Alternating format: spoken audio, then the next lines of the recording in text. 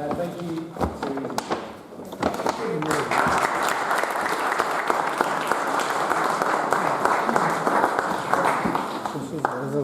I think a number of MPs will be dropping in over the course of the evening, but I would ask either of the mayors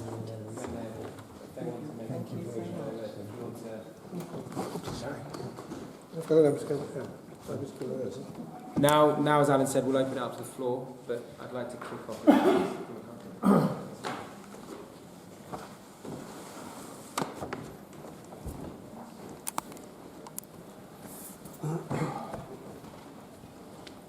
Excellencies, distinguished friends of Cyprus, allow me first to thank the Federation, Christos and all the rest of the group that they made this possible for us. Myself, Glafkos Kariolou, an elected mayor from the town of Kyrenia in Cyprus, and Mr. Neoptolemus Kotsabas, who is the mayor of Lapithos, and we are representing the 9 refugee municipalities. And thank you, Mr. Min, for asking and putting and raising the question about the missing persons and the meaning behind the word home, which is very important for us. But please allow me first to welcome my compatriot Koray. I didn't know Mr. Koray before. I heard on the news that there was a couple in Famagusta, in occupied Famagusta, putting up the flag of my country. And these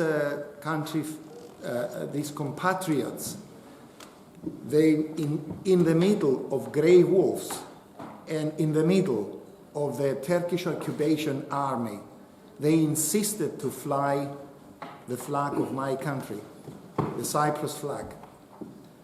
So now it gives me the chance to explain to all of you why does an elected mayor from the occupied town of Kyrenia breaks the rule and enters the occupied area.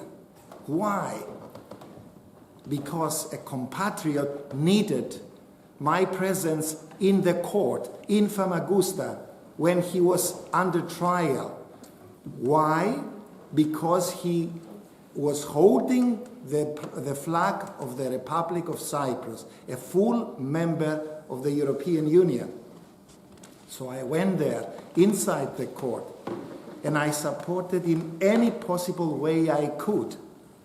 And they attacked him and his wife, the grey wolves. And the police there, the police of the occupation regime, protected him and us from the attacking grey wolves. And I am very thankful to Mr. David Eftivoulou, who made it possible for this couple to be with us today. And you can actually hear a few words from Koray, that he speaks, unfortunately, not so fluent English, but he can express himself. So I come back to the question of the missing persons and the question put by Mr. Alan Neil. What is actually happening on the ground? And I can explain to you what is actually happening now. After 41 years, we are trying to find missing persons. However, after 41 years, it's very difficult to trace eyewitnesses, people that they have actually buried our missing. We have about 1,400 missing people. Only 400 were found. 1,000 are still unaccounted for. Why?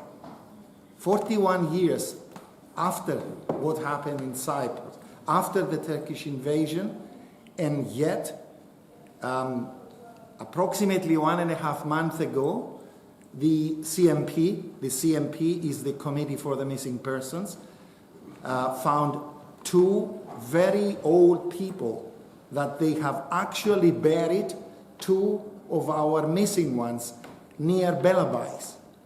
So a team went there to Belabais. They were pinpointed at an acacia tree where they were buried. And the actual team of archaeologists, they started digging the place. And suddenly the Turkish army came there and stopped them. They, of course, had the permission, in inverted commas, from the regime.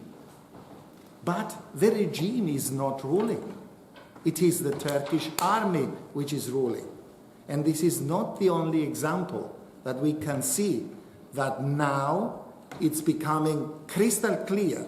On one side is the people of Cyprus, and on the other side is Turkey.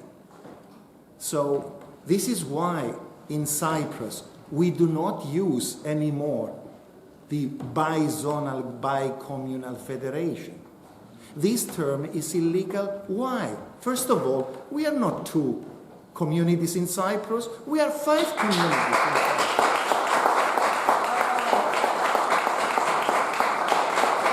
And above all, the interpretation given by the occupation force is an ethnically cleansed north and an ethnically cleansed south. Koray insisted of having a united Cyprus, and he was rising up the flag of Cyprus. Inside the courtroom that I was personally present, the judge herself, she actually ordered one of the grey wolves out of the courtroom when he forgot his iPhone open and he tried inside. She allowed 23 of us to enter the courtroom. She was a Cypriot judge, not a Turkish Cypriot or Greek Cypriot. She was a Cypriot judge. And they were, thank God, acquitted. So there are many examples showing that Great Britain, who is a guarantor power, must stand a little bit more effective and convince, especially on the missing persons issue, their NATO allies. I know there is a problem with the politicians. However, please try to communicate this to the NATO part of the British forces, either in Cyprus or the high command of NATO. They cooperate with the Turkish generals. They have friends there. And the only way to get through these 25 or 26 so-called military zones and open these military zones before we lose all these elderly eyewitnesses that they are waiting to pinpoint and show us where they buried our missing ones. They should open these so-called military zones and allow the CMP to enter these military zones and to start digging yesterday. Not today, yesterday. We are losing these people. They are old people, 70, 80, 90 years old, eyewitnesses that they can pinpoint where they were buried. We are losing them gradually, and we will not have any evidence as regards where these people are buried. Number 2, after 41 years, the Turkish army should open their registers and their logbooks and their records. Inside their records, we are talking about probably one of the biggest armies in NATO, in numbers at least. They have over 1 million people in arms.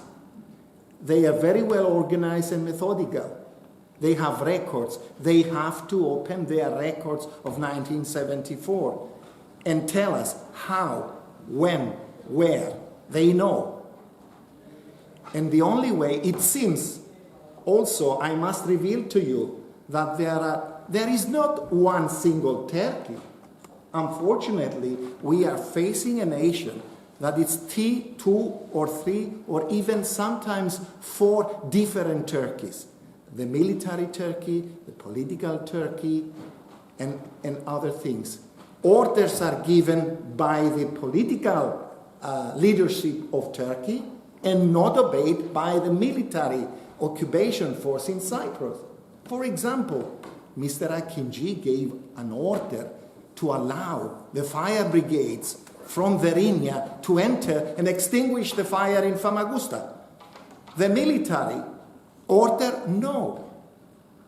So nobody was allowed to enter into Famagusta to extinguish the fire because the Turkish military commanders ordered no.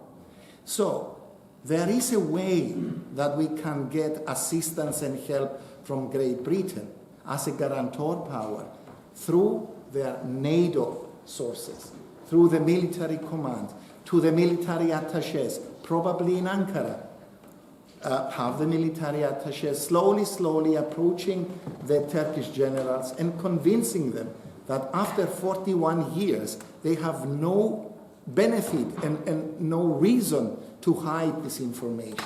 It is very, very crucial and very important for us. And also the records. They have to open the records. As a Kyrenian and as a refugee myself, as an elected mayor, I would like to say that confidence-building measures are there. It's very simple and very complicated. I was mentioning before that one very simple confidence-building measure is just a switch to switch off the flag on the mountain, which is, it lights during the night and telling us that Turkish occupation is still there.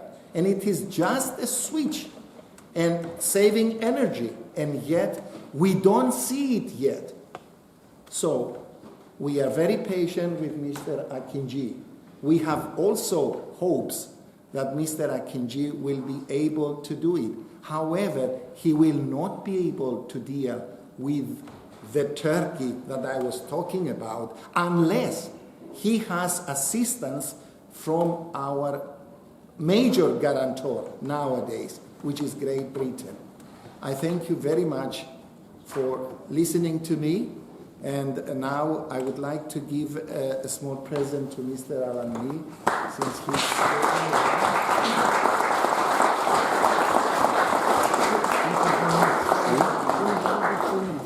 Thank you. I will be ready to answer to any question that. Much pleased this member of the Labour Party. Since you mentioned home, this is home. Thank you very much.